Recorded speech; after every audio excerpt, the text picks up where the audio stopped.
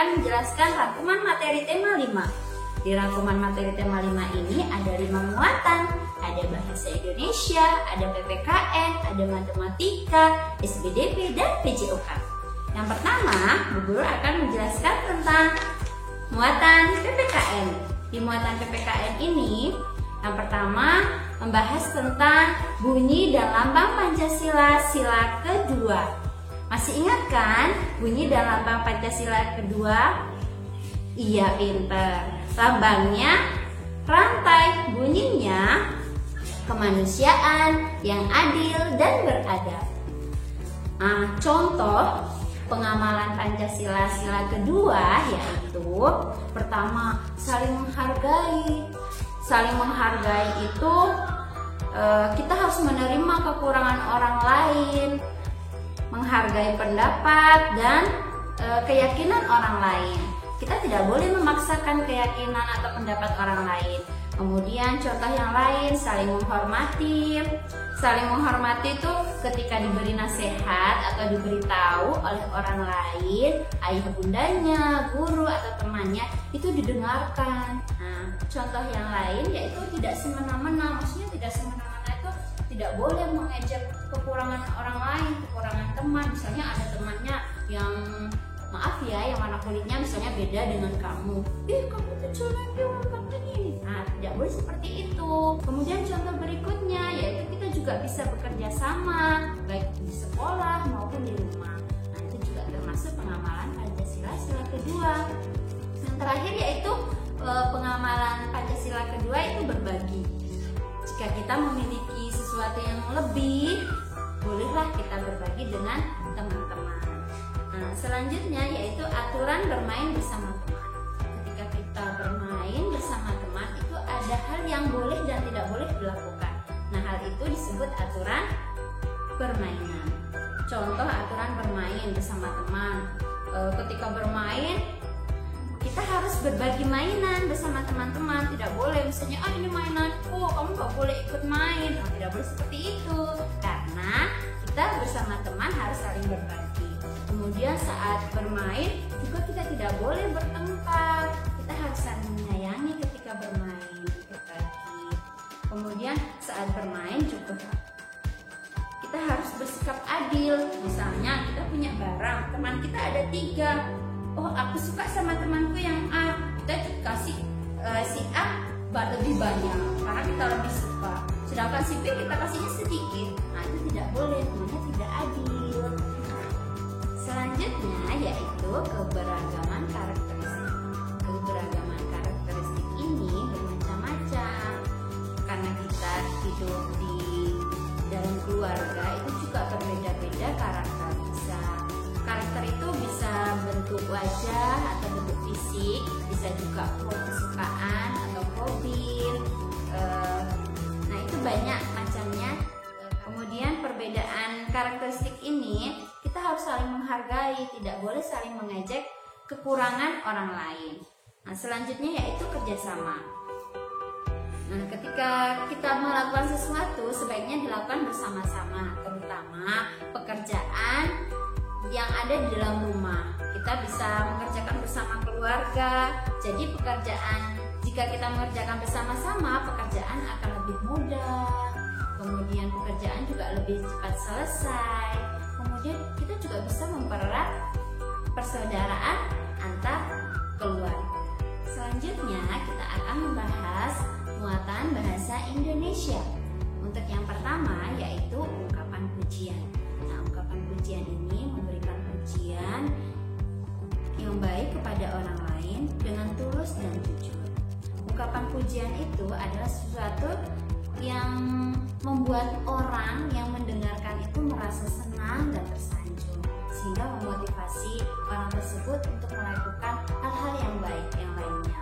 Contoh pujian, kalimat pujian itu, Siti, warna bajumu cerah sekali, aku suka warnanya.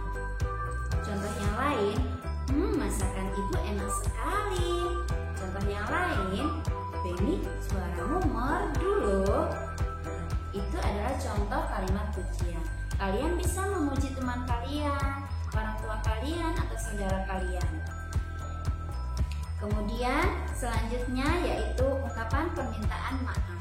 Nah, ungkapan permintaan maaf ini yaitu kalian bisa menyampaikan permintaan maaf ketika kalian melakukan kesalahan. Contohnya, maafkan aku Udin, aku telah merusak rumah-rumahanmu. Contoh yang lain, maaf Edo, saya tidak sengaja menginjak kakimu. Contoh yang lain, maaf Udin, tadi saya sudah mengejekmu. Nah, itu contoh kalimat permintaan maaf.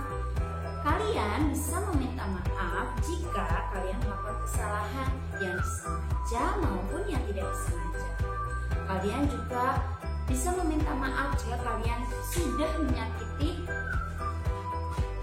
teman, misalnya mengejek teman atau melakukan hal-hal yang membuat teman kalian merasa tidak nyaman. Nah, itu sebaiknya kalian mengucapkan kalimat permintaan maaf. Selanjutnya yaitu kalimat ajakan. Nah, kalimat ajakan ini mengajak teman kalian untuk melakukan sesuatu yang baik loh ya, bukan yang jelek. Nah, contoh kalimat ajakan itu biasanya diawali dengan kata ayo atau kata mari. Contohnya, ayo kita belajar bersama. Atau contoh yang lain, mari kita bermain bola bersama. Contoh yang lain lagi, ayo kita pergi ke perpustakaan. Seperti itu. Selanjutnya yaitu tentang makna puisi dan lagu. Nah, setiap puisi dan lagu itu memiliki makna, memiliki arti untuk disampaikan. Misalnya kamu membaca sebuah puisi, kemudian puisi ini kamu sampaikan kepada ibumu. Nah, ini ada arti bahwa kamu menyayangi ibumu atau menyayangi temanmu. Di situ kita bisa mengungkapkan dari puisi dan lagu. Contoh lagu anak yaitu Kasih Ibu. Kalian masih ingat kan lagunya? Kasih Ibu kepada beta dan seterusnya. Nah, itu lagu yang diungkapkan untuk menunjukkan kasih sayang seorang ibu. Nah, selanjutnya ada juga puisi. Puisi itu ada berbagai macam puisi, yaitu ada misalnya puisi untuk sahabat. Nah, berarti contohnya, sahabatku, aku sangat beruntung, aku memiliki sahabat sepertimu. Nah, itu salah satu contoh puisi tentang sahabat, yaitu mengungkapkan rasa terima kasih karena sudah memiliki sahabat. Selanjutnya, Bu Guru akan menjelaskan materi matematika. Yang pertama yaitu bilangan caca. Kalian pasti sudah mengenalkan bilangan caca. Bilangan caca itu bilangan yang tidak bertanda negatif. Bilangan caca adalah 1, 2, 3, 4, dan seterusnya. Nah, ini disebut bilangan caca. Kemudian ada juga tambahnya yaitu 0. Sedangkan bilangan yang bukan bilangan caca yaitu pasti bertanda negatif. Misalnya negatif 1, negatif 2, negatif 3, dan seterusnya. Nah, ini adalah bilangan caca. Sedangkan cara kita untuk membilang atau menghitung suatu bilangan dengan cara menghitung satu-satu. Ini Bu Guru punya pensil, kita akan membilang jumlah pensil yang Bu Guru pegang. Nah, kita hitung bersama-sama ya. 1, 2, 3, 4, 5, 6, 7. Nah, berarti jumlah pensil ini ada 7. Berarti angka 7 yaitu menjelaskan jumlah pensil ini. Selanjutnya, Bu Guru akan menjelaskan tentang lambang bilangan. Lambang bilangan, kalian pernah belajar tentang lambang bilangan. Di sini bilangan, ini lambang bilangan berapa ini? 1. Berarti kita tulis 1. Nah, kemudian misalnya kita membuat seperti ini, 24. Nah, kita tulis 2, dipisah ya,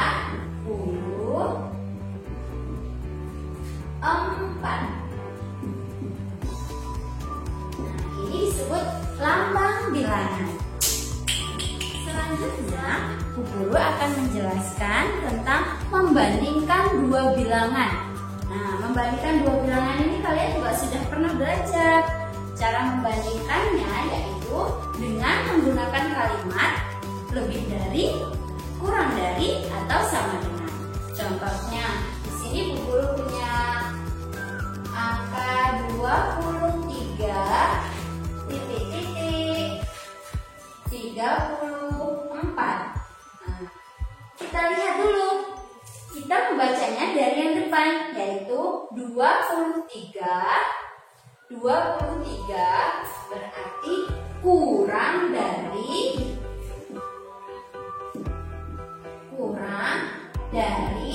34, karena jumlah 23 ini lebih sedikit dibandingkan dengan angka 34. Seperti itu. Kalian nanti bisa belajar sendiri di rumah juga. Selanjutnya, Bu Guru juga akan menjelaskan tentang cara mengurutkan bilangan. Nah, mengurutkan bilangan ini ada dua, yaitu mengurutkan dari yang kecil ke terbesar. Sebaliknya, dari yang terbesar ke yang terkecil. Contohnya, di sini Bu Guru punya angka yang acak. Misalnya ada 5, kemudian 2, 4, 3, 1. Ini angkanya masih acak. Bu Guru mau mengurutkan dari yang paling kecil, paling sedikit maksudnya. Berarti angka 1, 2, 3, 4, 5. Sebaliknya, Bu Guru juga akan mengurutkan dari yang paling besar, yaitu dari yang paling banyak jumlahnya. Kira-kira berapa? Oh, pintar. Dari 5, 4, 3, 2, 1. Nah, selanjutnya selain materi membandingkan, juga di tema 5 ini ada materi tentang penjumlahan. Kalian sudah mengenal pastinya tentang penjumlahan. Penjumlahan itu menambahkan suatu benda. Nah, contohnya di sini Bu Guru punya 2 plastik. Di sini ada plastik A, isinya jeruk. Ada 3 jeruk ya. Nah, plastik B, Bu Guru isi sebanyak 4 jeruk. Nah, kita jumlahkan. Jangan lupa lambang penjumlahan itu seperti ini, tanda plus dari atas terus ke samping. Nah, ini namanya plus atau lambang penjumlahan. Sekarang kita jumlahkan ya. 3, kita hitung ditambah 4. Jadi kita jumlahkan 1, 2, 3, 4, 5, 6, 7. Jadi jumlah seluruhnya yaitu ada 7 buah jeruk.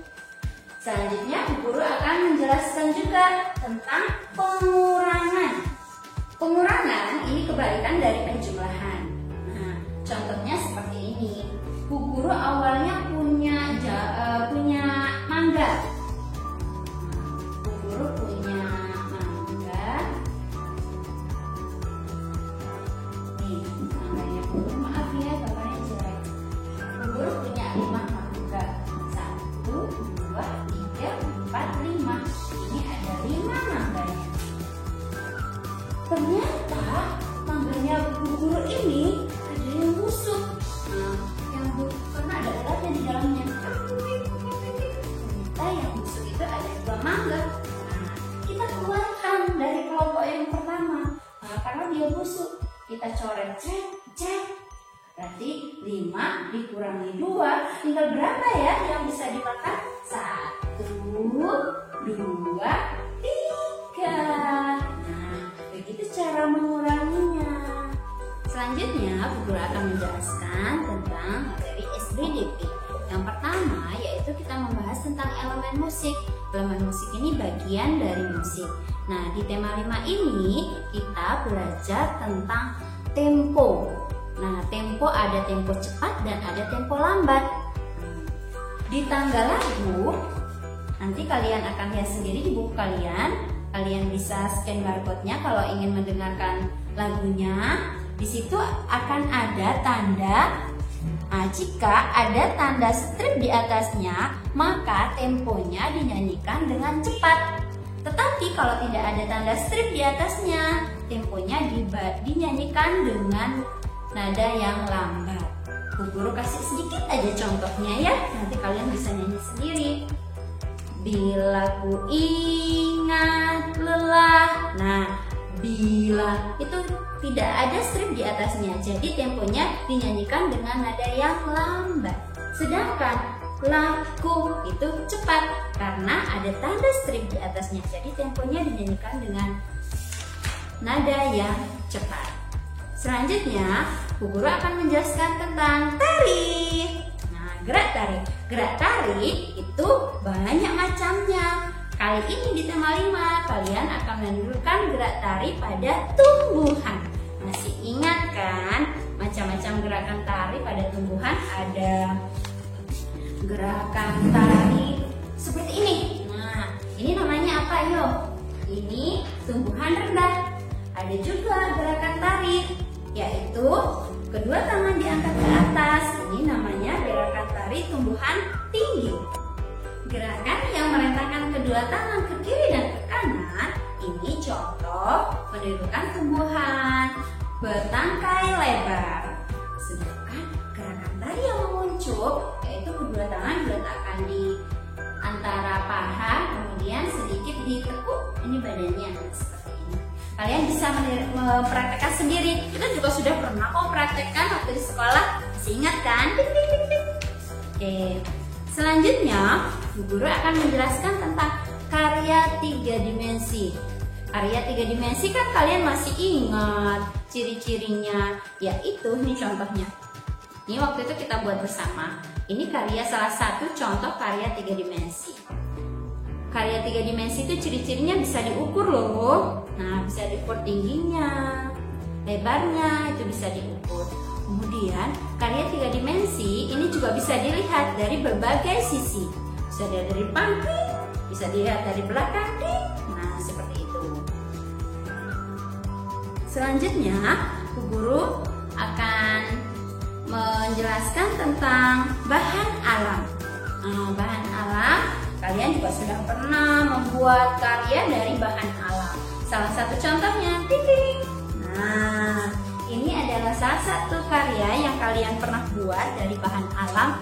Bahan alam yang kalian pakai di sini yaitu dari kulit telur. Hanya kulit telur ya, diingat, karena telur ini bukan buatan manusia. Nah, ini ciptaan Allah. Jadi ini termasuk bahan alam. Selanjutnya, Bu Guru akan menjelaskan materi PJOK. Di materi PJOK ini, yang pertama ada gerak dominan bertumpu. Gerak dominan bertumpu itu ada berbagai macam. Ada yang bertumpu pada tangan, ada yang bertumpu pada kaki. Contoh gerak bertumpu pada tangan yaitu mendorong. Nah, seperti ini contohnya. Ada juga, kalian sudah pernah praktek kok dulu waktu saling mendorong bersama teman-teman. Masih ingat kan? Selanjutnya, Bu Guru akan menjelaskan tentang gerak keseimbangan bergelantung. Nanti kalian bisa melihat sendiri ya contohnya. Masa Bu Guru mau mencontohkan bergelantung? Enggak kan? Nah, di sini ada Udin yang sedang bergelantung pada besi. Nah, kalau bergelantung, kalian harus hati-hati memilih benda untuk bergelantung. Harus yang kuat dan kokoh, karena kalau tidak bisa jatuh gebrak seperti itu. Selanjutnya, Bu Guru akan menjelaskan tentang gerak dominan bertumpu pada benda. Nah, kali ini ada gerak bertumpu menggunakan kursi-kursi kan beda. Selanjutnya, gerak keseimbangan. Gerak keseimbangan itu banyak macamnya. Tadi yang pertama ada bergelantung. Ada juga gerak keseimbangan berjalan di papan titian. Nah, biar kalian seimbang, kedua tangannya direntangkan, berjalan melangkah perlahan-lahan. Selanjutnya ada senam lantai, yaitu telapak tangan dan kaki sebelahnya diletakkan di lantai, yang sebelahnya lagi diluruskan ke atas. Kemudian ada gerak keseimbangan yang lain, contohnya yaitu menurunkan posisi pesawat terbang. Nah, kedua tangan direntangkan, satu kaki dijulurkan ke belakang. Tema 5 ini itu yang perlu Bu Guru sampaikan. Selamat belajar anak-anak. warahmatullahi wabarakatuh.